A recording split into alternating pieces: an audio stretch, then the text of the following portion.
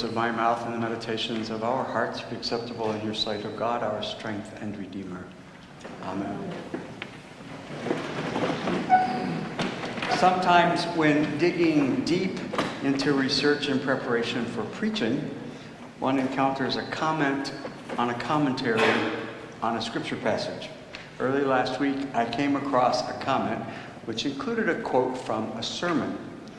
The comment was embedded within a commentary about today's gospel. I found it so compelling that I wanted to begin my message with this morning. It's a comment about another comment found in someone else's sermon. Got it, Kenny? There'll be a quiz on this later. So in response to a commentary on today's gospel, the author wrote the following. One of my favorite sermons on this text, today's gospel, was preached by the famous Dr. Gardner Taylor, who referred to this story as the scripted autobiography of Jesus.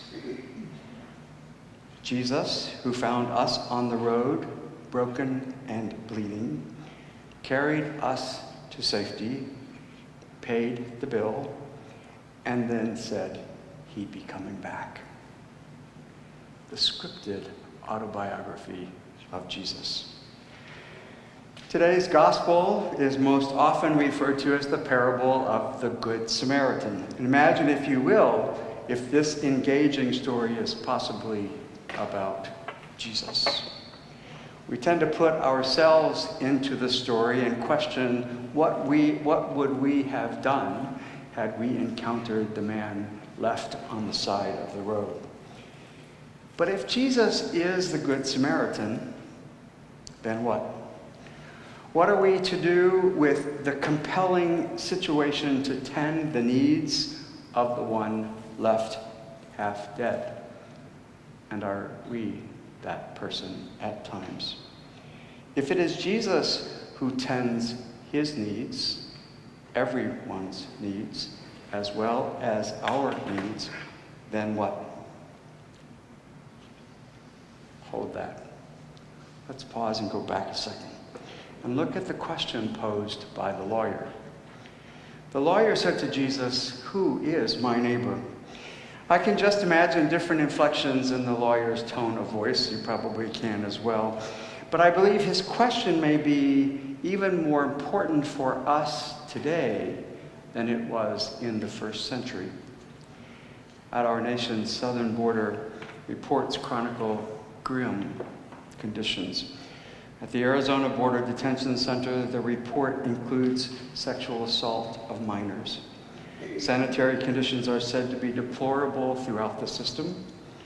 Conditions in El Paso are said to be overcrowded, with poor drinking water, immigrants sleeping on concrete floors, border agents retaliating against those who complain, and lights being left on all the time to create anxiety.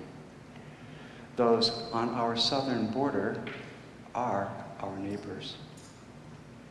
Those who come to St. Mark's week after week for a hot breakfast on Sundays or our spa days are our neighbors. Those tended by Dégagé Ministries, Heartside Ministry, Mel Trotter, the Salvation Army, Guiding Light, and all the other social service agencies of our city are our neighbors. Those struggling with addictions to alcohol, opioids, or other narcotics are our neighbors.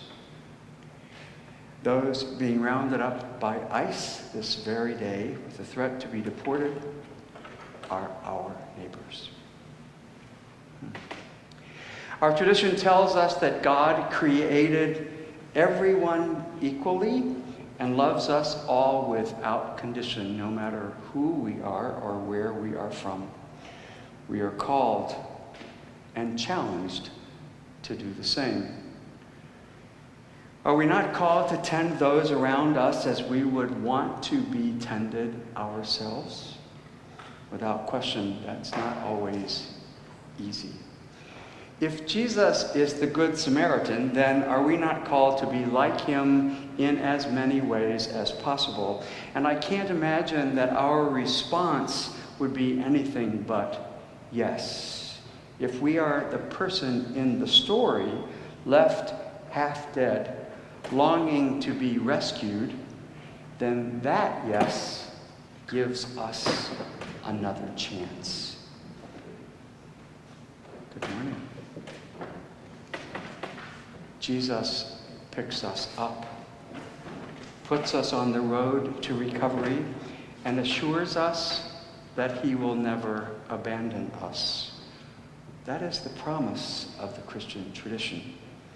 God will not abandon us. It would not be in God's nature to abandon God's creatures. A venerable hymn popped into my head as I was working on today's message. That hymn begins, "Blessed assurance, Jesus is mine."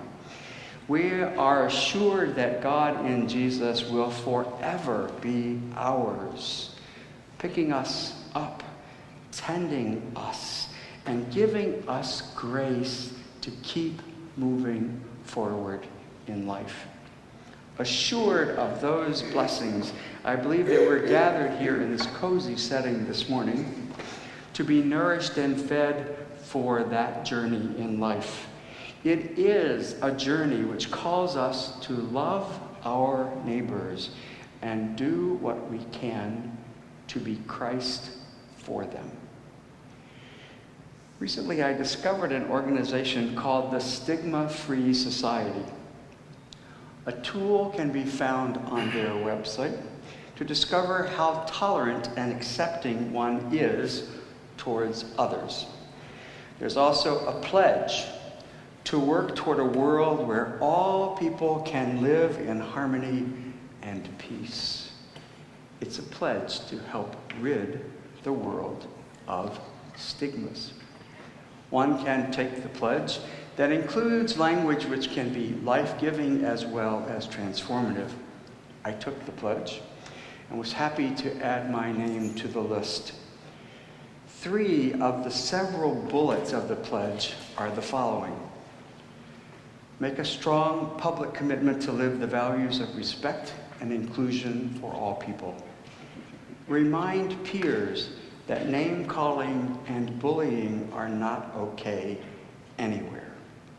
Avoid language that puts someone down because of deficiencies such as mental illness, physical and developmental disabilities, race, sexual orientation, gender identity and expression, or religion.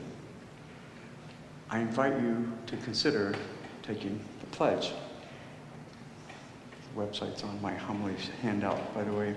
I believe it is consistent with who we are called to be as Christians and the way of Jesus to pick others up and to help them on the road to life. The diversity flag has flown on the South Tower of St. Mark's for many years. About 2 years ago, we changed the marquee out front to read "A House of Prayer for All People." Both are powerful symbols to the world. Both symbolize that this is a place where God's people are welcomed no matter what. As some would say, our warts and all. We work toward living a life as Jesus would have us live it. I admit to often failing. And we are not always successful.